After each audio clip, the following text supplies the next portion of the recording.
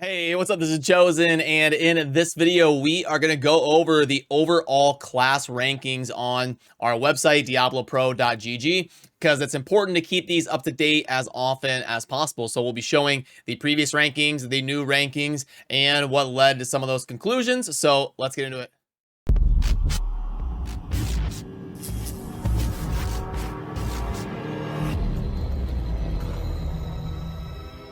Alrighty, now first of all, before we get into it, I will say that I will link to the actual tier list down below because this has got a little bit fancier breakdown of all the different rankings and numbers that go into the tier list you're seeing, and we try to keep this up to date about once a month or so because obviously, like I said in the intro, very important to keep resources like this as up to date as possible and accurate as the game evolves and changes. So that link's down below if you want to pull this up.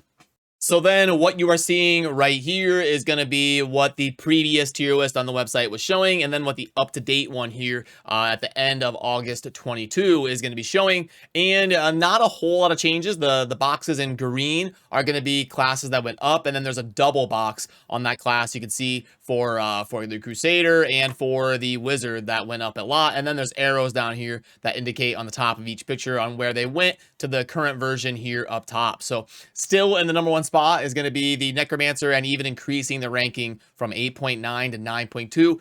We're finding that Necromancer is just so damn good. So like the hardest content in Diablo Immortal is PvP. When you're raiding the vault, you're defending the vault, you're doing the Rite of Exile. You like that's the part where you need to actually shine in the game. And you always want a Necromancer on your team because of the bone pillars and all the annoying things they can do for locking down lanes and unlocking value. Plus, they're just awesome in general as a class. So you really cannot go wrong with a Necromancer at the moment. They don't crank out a ton of damage, but it's not like they're anemic in the damage department enough where it would cancel out some of their amazing utility.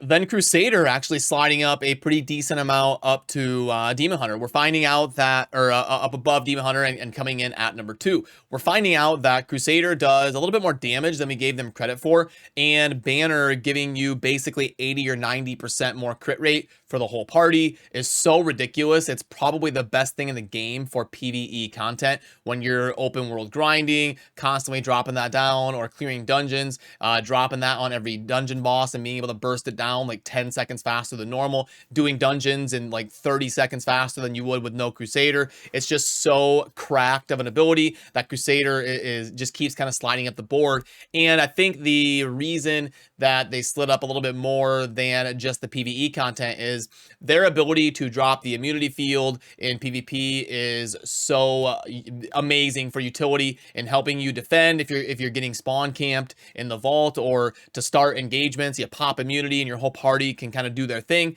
And they've got the circle that reduces damage the whole party takes. They're ending up having a little bit more utility in PvP than we previously thought of. Demon Hunter has been really stable since the beginning of the game. Probably the most stable class. They're just solid. They're a solid damage dealer. You can't really go wrong with them. They're not super good at support. They don't have a lot of CC. They've really got to stay safe and just crank out damage, which they can do pretty well if you've got good gear on them, if you've got good resonance. Demon Hunters scale ridiculously well, and they can definitely perform in almost every area of the game. So absolutely nothing wrong with Demon Hunter. They're staying pretty steady. The Wizard slides up the board a lot, and probably the previous 2 versions, the Wizard just keeps going up, aging like fine wine. Black Hole, one of the best abilities in the game for you to capitalize on in a PvP scenario. They're doing really good damage with the Ice Crystal. It can hit things from so far away. And Wizard with the Teleport probably has the best mobility ability in the game. So, I mean,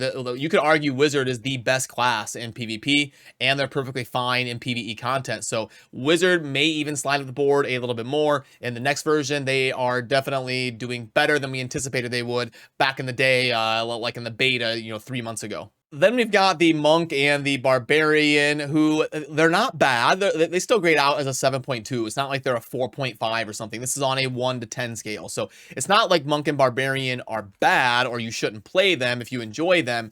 Monks can still be insanely annoying. In our clan, we've got some high resonance, well-geared monks, and they perform great. They're really fun to have on the team to get in the back line, zip around, and be annoying and wreak havoc. They are really fun to have in a PvP PvP scenario if they are good at playing Monk. And Barbarian has got a cool like movement speed buff for the whole party, and you know, they can definitely be a disruptor and be annoying if they've got Phoenix Ashes and all these different cheat deaths where you just cannot kill them in PvP. So absolutely nothing wrong with Monk and Barbarian. It's just in a context like this, you've got to split hairs. You can't just put every class at number one. You've got to figure out ways to differentiate between the different classes and rank them. So you know, like with a game this new, they honestly did pretty good probably in terms of designing the different heroes, because they all do have things they can do pretty well. And the game, you know, none of these are like a 3.7 or something on the tier list. So the fact that the range is 9.2 to 7.2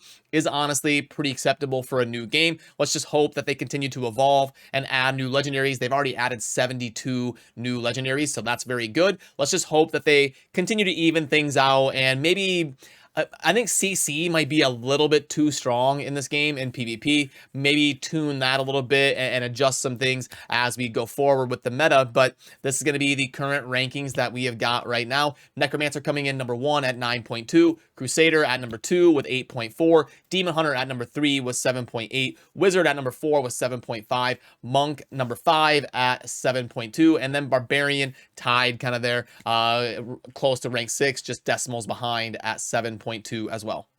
So yeah, just trying to do our best to keep this as up to date as we can, and trying to get opinions from many different people whenever we do stuff like this. So by all means, let me know down in the comment section where you agree or disagree. We have really got the website kind of rolling right now, where we can finally get stuff out on a consistent basis and keep things up to date. We've got most of the infrastructure in place, and we are able to roll at a much faster pace than we were a month or two ago. This website is very new. We've only been doing this for like 3 months, but now we've kind of got things ready to go and ready to get a lot more added to it and keep things up to date a lot easier. So if you let me know your opinion, I will definitely consider all of the well thought out comments when we do future content like this. And we're also considering things like where people can leave comments on the bottom if they take the effort to like make a login and really be part of the website. We're constantly thinking about ideas like that to try and engage with all of you more often as well. So that will do it for the most up-to-date